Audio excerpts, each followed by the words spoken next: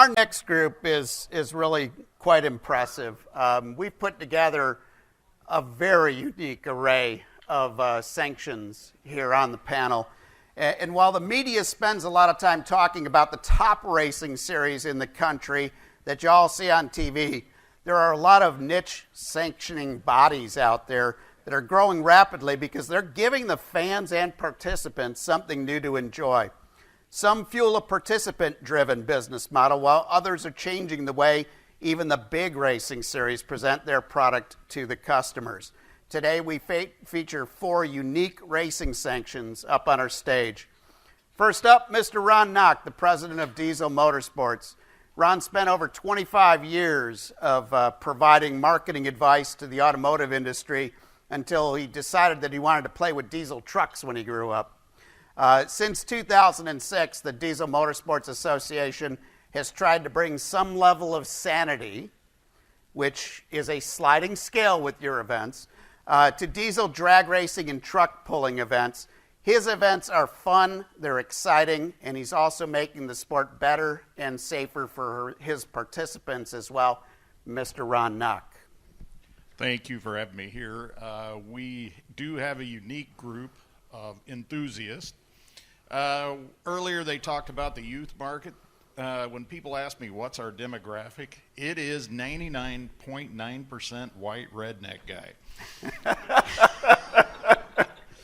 And this is a rural market, very vertical, very niche market. But these kids got money, and I don't know how they can afford them, but they drive $55,000 pickups with about $30,000 improvements on them. And I put on events where they break them, buy my sponsors' parts, and come back and do it again next weekend.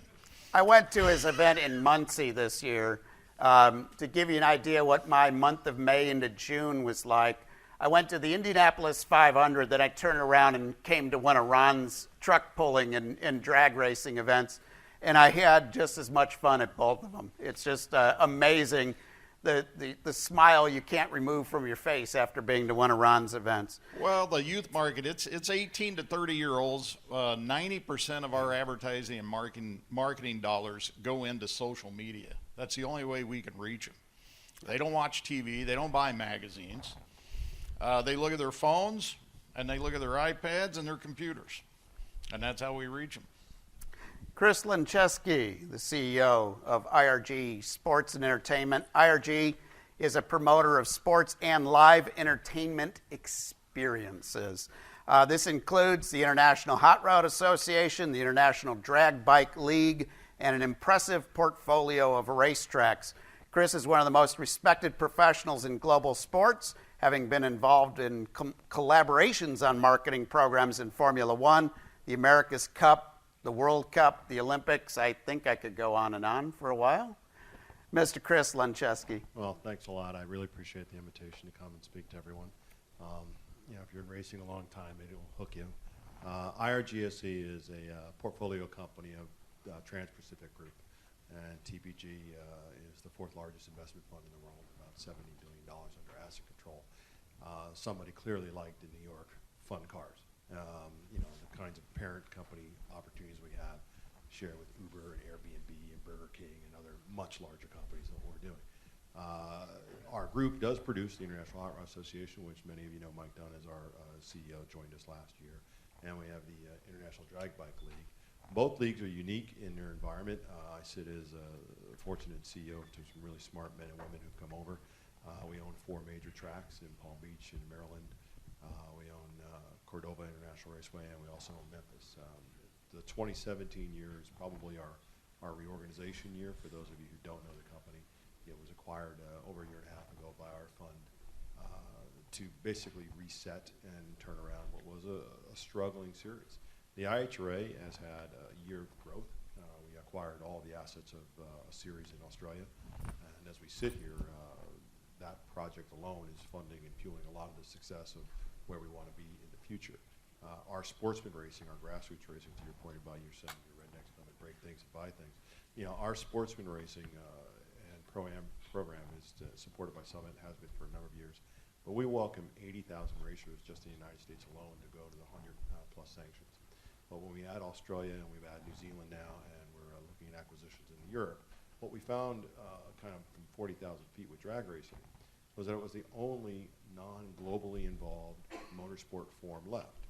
So if you were to take the product and effectively move it around, like we have in Australia, where the second largest race in drag racing, second here to what is a great event, U.S. Nationals, is the Winter Nationals in Brisbane.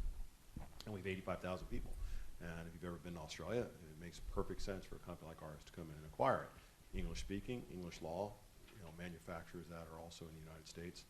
So it was a nice transaction, but it also put 10,000 new members into the coffers of the company, and on any given Saturday you'll see us race on Fox. But it justified what we thought was a very interesting play.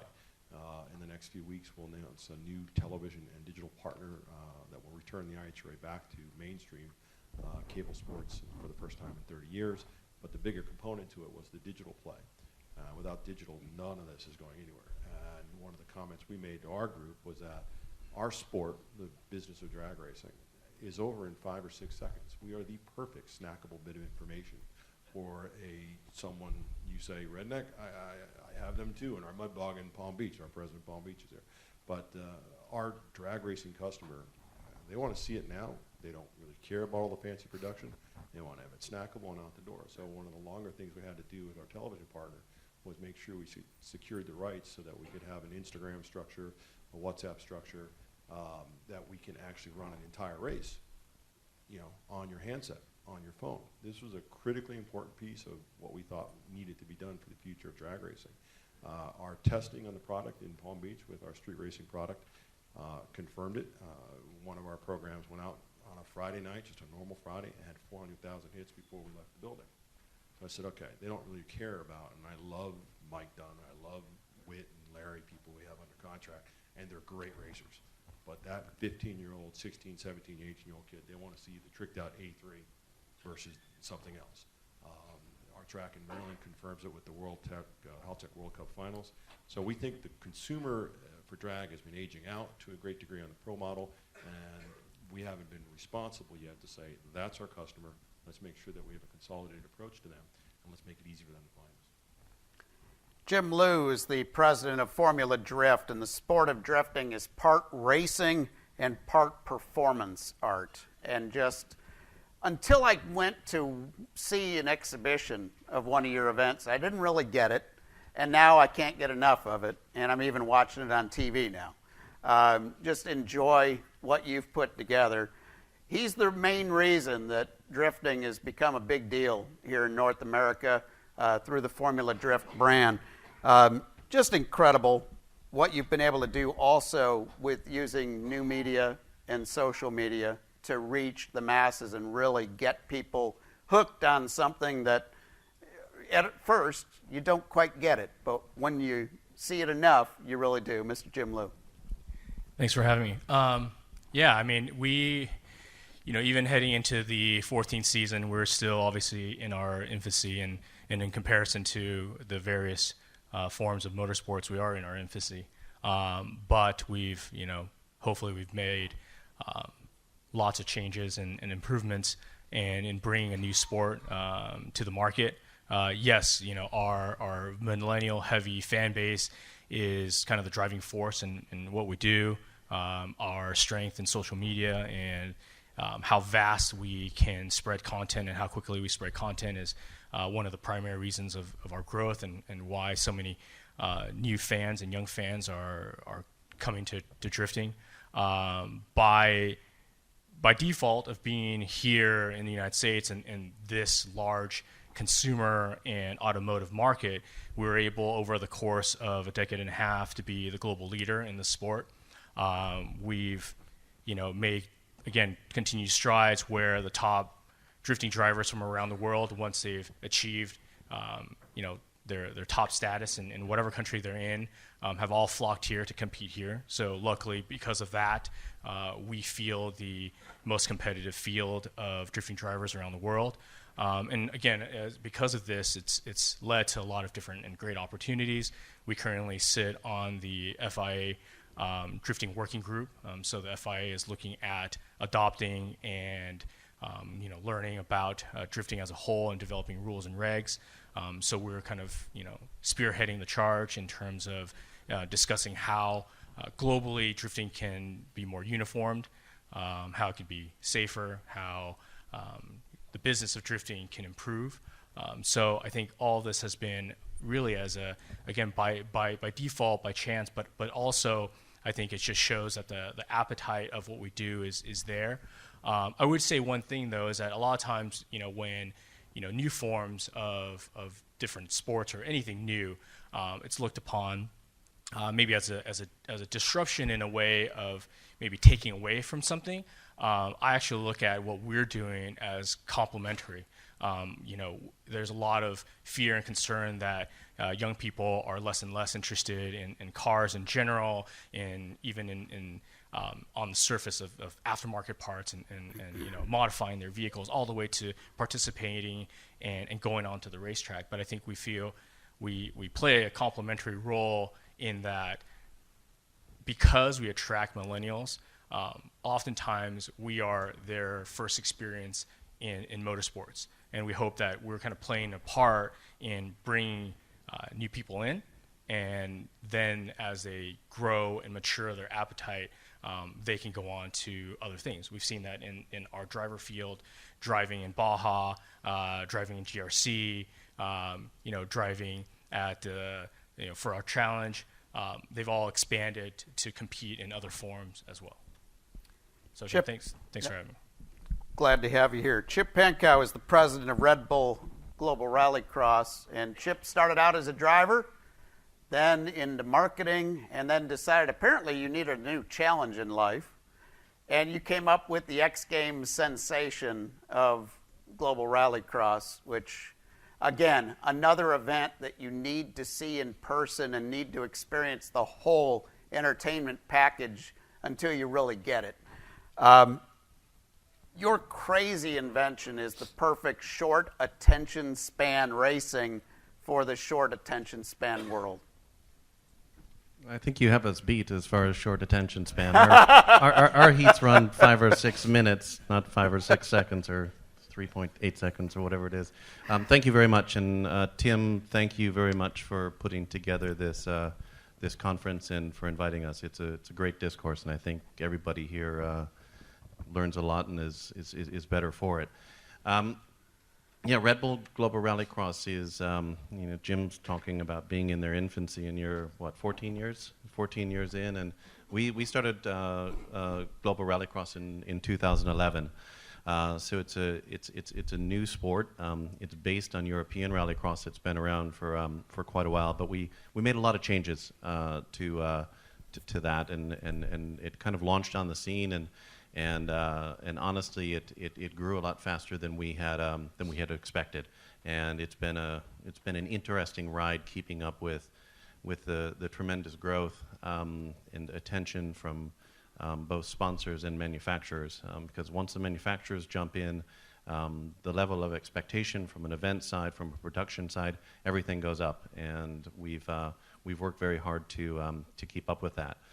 We just finished our 2016 season, and every year we've had double-digit growth, whether it be on the television side, the social side, our fan side, and our live show, and we just continue to kind of look at it and innovate. I think one of the things that has come out throughout the discussions here this morning and this afternoon is that experimentation is a really important thing, and we do that in just about everything we do, and we try things, and then we track them, we look at the metrics, and the things that did well, we'll do more of that, and the things that didn't work out well, we tried, but at least we tried, and some of the craziest ideas are the ones that end up working out the best, and they can have to do with the and you're a great example of that, and we have, and that can be in the simplest areas, from event production to track design and track safety, to what we do with the technology with the cars.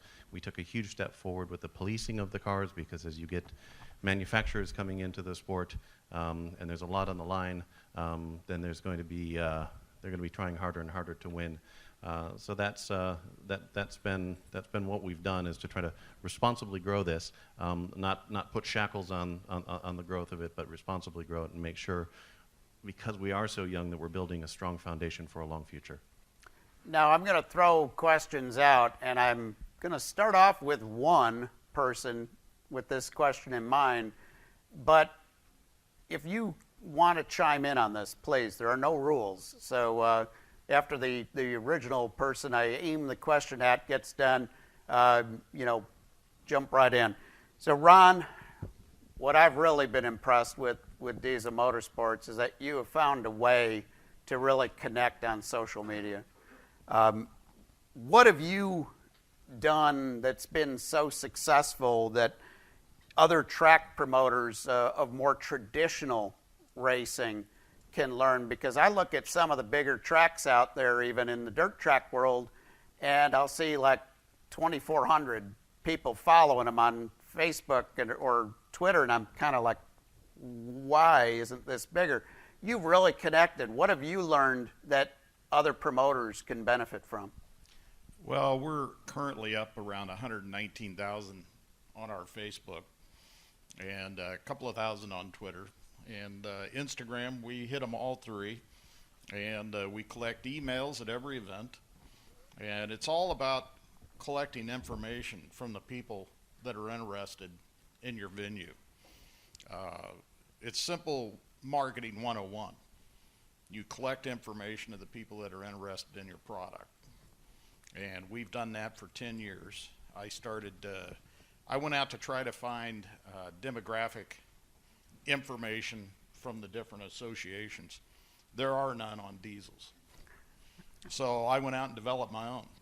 I did our own surveys at the events. I went to diesel shops and did surveys.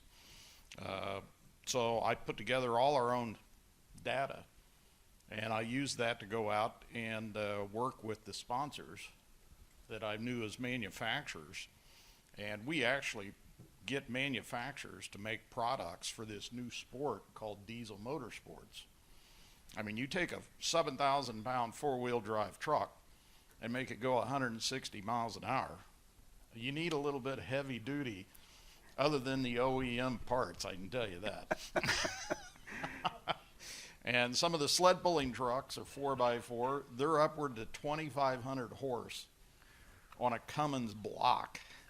So, yes, things blow apart, and it attracts rural people. It's a diesel lifestyle, and we've kind of formulated the lifestyle into it's more of a county fair type atmosphere at our events. So that includes grandpa all the way down to little kids, and the whole family comes and they watch their relatives. But most of the people that have the trucks are 18 to 30-year-olds. And again, like I said, how these kids can afford the $50,000 trucks and 30. I go out in L.A. and at the end of the year and get sponsors, and they go, "So you have 22-year-old kids with $80,000 trucks living in trailers?" And I go, "Yeah, well, it's all in perspective. It's what they enjoy." And let me put it to you, they think you living in a $3 million house 90 feet from the beach, and it's 900 square feet, it's pretty ridiculous too. So true. And Jim, we reach these guys purely through social media, Facebook. We join state groups. I promote that heavily, and that's where these kids are at. Very true. Chip? If I may, I mean, social media has been really important to our series as well. And social media is a great tool because it's very democratic. It's free. It's a matter of sitting down and making the right keystrokes on a computer. And we've worked hard to grow our Facebook following, our Instagram following, our Twitter following, and that's been a complete organic growth. And it's about 500,000. It's about 500,000 people. But one of the things we've done, and I kind of throw this out there, I'm sure many of the tracks are already doing it, is once I start to look at our partners, We look at our sponsor partners, and we look at our drivers, and I start to add in their followings. Then all of a sudden, we can get almost to a social footprint of over 100 million people. And for our important announcements, if we can coordinate, we get it out, and we get everybody pushing that, you can really, really amplify your message, and that's where social is so much fun to message to. I have found, though, that if you put up strictly business, the millenniums, they don't want to see it. They get bored, they turn it off. So yes, some of the things I put up are really ridiculous, but it's entertaining to them. And many of it is videos, and many of it is photos from all over the place. But they love it, and it all pertains to the diesel lifestyle. So if you're going to use social media, make sure you mix it up and you know the interest of the group you're trying to go after. Very good point. I would add too that growing social media is one part, and then comes the task of maintaining social media, which is the second part. You can grow it. You can do it organically. You can do it inorganically and buy likes and so forth. Once you get to that point, then what do you do with it once you have built a following that you feel is at a point that you want it to be? You have to think about, like, you as an individual on social media, it's an extension of you. So in your series, in your track, in your business, social media needs to function as an extension of you. So you and your company, what is your identity? What is the story that you want to tell? And you do it through funny posts and through videos and through images that you think your customers, your fans would like. But you really have to treat that as definitely an extension of who you are, because of that, because social media can see past you not being authentic, and being authentic is really critical. Chris, you guys run a lot of participant-driven events, but you also have spectator-driven events with your IHRA events, especially the bigger ones. Which works better for you as far as connecting not only with the bottom line of making money, but with the marketing partners that you need? Well, I'll tell you, you kind of have to set the table of a view from IRGSE's perspective. We look at the company in three different buckets or silos. We have a sanctioning body silo where sits the International Hot Rod Association and the IDBL, right? And we have both participatory events and we have events that you hopefully will have crowds. We have a track division group, which has all of our tracks, and then we have a specialty event side where we own the Palm Beach Driving Club, which is an ultra uber net worth group that's like a golf club. You can't come and drive cars. You must own a certain set of kinds of cars. And because it's blessed with the location, the club attracts that lifestyle and that person can afford 4 or 5 super high-end cars. So each of them have different needs, and not one strategy comes across. I listen to all of these guys speak on their social media, and I can tell you our social media program is uniquely different for each one of these properties. But to set the table, investment funds only buy things when they're distressed. And one of the things that we saw in the IHRA specifically was this wonderful set of assets that in 2020 will be 50 years of age, but it had been created around the business as, wow, we're wildly successful. The IHRA is incredibly successful at sportsman racing and pro-am racing, participatory racing. We are the best at it in the world. We are arguably the largest group doing it. Our purse for that segment is larger than the NHRA, the ANDRA, you name it, put it up against anything. And next year it increases even that more. So that group comes, they write a back gate ticket, and it's money from the first day we open, right? So we clearly like that to go to the tracks that we own and then promote that to the tracks that we're under sanction. Our pro product is the one that we've been trying to shape for the future. Taking some bold moves last year to literally move events off the calendar and putting them off calendar on events that we actually own the tracks, so we're taking a double hit. So when you look at it from the perspective of purely how do we make money with the product, every part of the silo needs something different.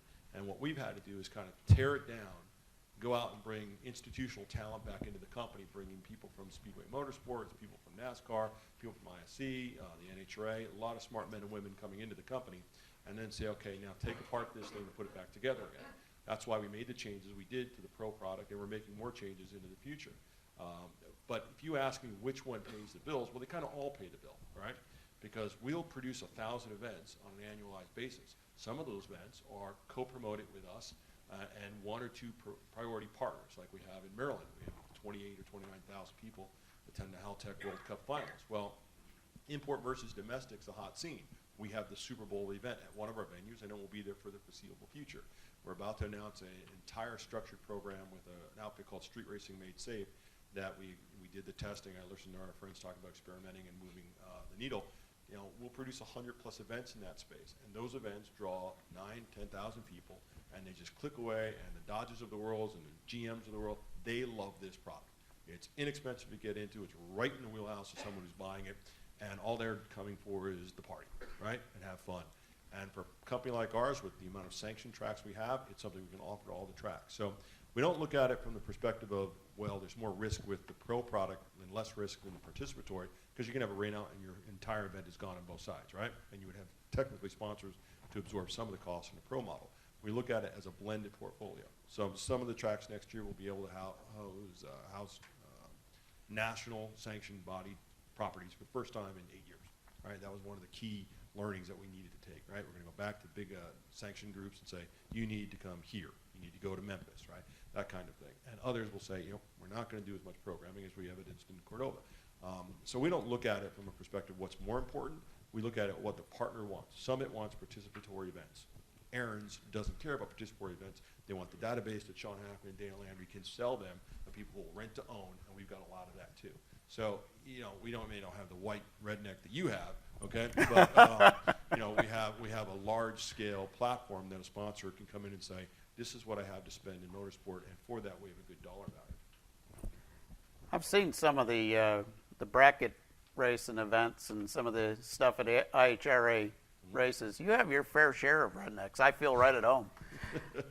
Jim, Jim, what does a traditional track need to do in order to host a drifting event? Not necessarily Formula Drift, the highest rank, but there are drifting clubs everywhere. That seems to me to be really easy revenue to pick up if you've got a large area to have a drifting event. But how do you get to know how to do these things? You know, I wouldn't say it's necessarily easy money, but I think it's a balanced perspective. You know, one, the facility has to be open-minded that there's going to be a new group of participants coming to your facility, and this new group is not just they're new and a different type, but they're new in general, meaning that they probably have never been to a racetrack before. They may not know how to conduct themselves at a racetrack. So it's not as easy as, hey, drifting is popular, let's bring it, and automatically, you know, something's going to click. I think you have to approach it with a balanced mindset that, look, this is something of potential because there is an appetite for it in your region, that a Thursday night open drift event where guys can bring their cars off the streets and drive for a couple hours, there's growing demand for that. But you have to be prepared as you bring this element in, that there is going to be education involved in, hey guys, how do you guys conduct yourself? How does your crew conduct yourself? Because for the longevity of it, you want to have a successful program that you can do for a long time. And it can very quickly go sour when you have a particular set of expectations that does not match what this group comes in and does at your facility, and vice versa. They think, oh, great, well, you have open 3-hour track day, I'm going to come in and do whatever I want. Again, I think it's a process, it's an education process. But if you can have that, there definitely have been case studies and tracks that have found this very successful, that they can hold events either on a regular or on a monthly basis to have drifting participants come and drive. And I think again, really kind of understanding what drifting is. We're open to you guys contacting us and understanding kind of the rules and regs and things that are in place. And And again, don't be too overzealous to say, hey, I really want drifting, so any organizer that knocks on my door, I'm going to bring them in, because again, it's a little bit of Wild Wild West, where there's a lot of people that want to be drifting organizers, but like any sport, not necessarily everybody has the right mindset to be as professional and as responsible as possible, and you want to find the right partners in your region to do that. And then secondarily, I think alluded to in the last group, is we need internet. without internet, it's great that you can get 100 drivers out and drive on a Thursday night, but if there is not internet access, whether it's a small or a big event, you kind of have handcuffed yourself in terms of the long-term success of these events, because nobody can talk about it. And so when you lose that opportunity, a lot of times you lose that window to promote and to talk about what's happening. Because if I take a picture or a video and I can't upload it right now, and you say, oh, it's okay, wait until you get home where you have better internet to do it, it's not going to happen. And by that time, that window of communication is gone, and I won't talk about it. Chip, it appears to me, as an old fogey looking in on the different things, that X Games sort of leveled off a little bit, while at the same time Global Rallycross is continuing to grow. Is there a magic to why you've been able to keep the short attention span crowd's attention? I think that by offering good content, by being engaged with the right partners and creating the right communication that's out there, we've been able to continue to grow our sport. X Games had an amazing run, and it was an honor to be able to launch the sport within the X Games framework. But I think there comes a time in a growth of every sport where you outgrow where you were launched, and that's what we've been able to do. And we've been able at that point, it made sense both for X Games and for us to go off and do our own thing, because we could stand on our own 2 feet at that point. But as part of that, we took that very seriously. Then we needed to create our entire show, and that show is the live show. So what happens for the spectators that's happening, and it also comes down to the television show and the television production, and our social and our digital, all the elements that go along with that. So we only took that jump when we were ready to take that jump. My 3 takeaways from this very informative group: have a goal in mind when it comes to your social media. Don't just put stuff out there to put it out there, and learn from Ron's experience of keep the business just in an email to all of your participants and save the juicy stuff for your social media. But have a target in mind of what you're trying to do. The other thing is, it really is a good idea to try hosting some of these different events, because you might attract different people to your track that might find that they like the other events you're doing at your track. So keep that in mind. And also, when it comes to new events, you have to learn the culture, as Jim taught us. You're not going to be in it for the long run unless you understand this new group that you're attracting to your facility. But the growth that is there for a new event at your track, and track utilization being the key for track promoters nowadays, the growth is very important. So having said that, I want to thank these gentlemen.